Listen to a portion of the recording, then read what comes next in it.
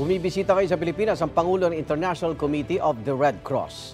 Kabila sa mga pupuntahan niya ang Marawi para kumustahin ang rehabilitasyon doon 8 taon matapos ang Marawi siege.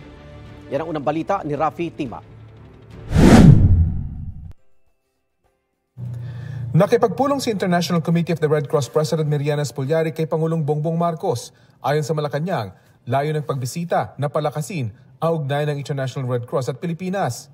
Ito ay sa gitna ng kabi-kabilang giyera sa iba't ibang panig ng mundo at tensyon sa West Philippine Sea. I fear that they are forgetting the lessons of history, especially now.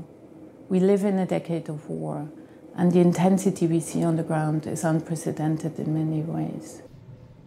Binuo ang ICRC para tumulong sa mga biktima ng giyera at karahasan at tiyaking nasusunod ang mga batas ng digmaan na pirmado ng lahat ng bansa sa mundo.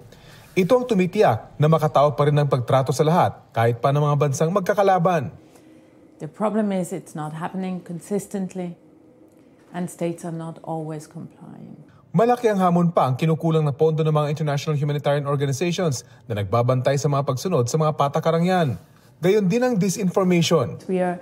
We are the subject of intense hate campaigns because we are neutral, because we are confidential, and because it's easy to instrumentalize us with, fake rumors.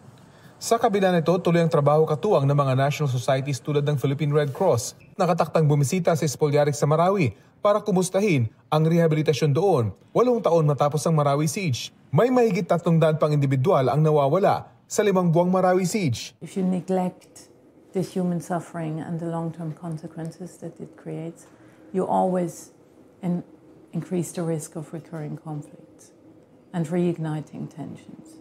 Ito ang unang balita. Rafi Tima para sa GMA Integrated News.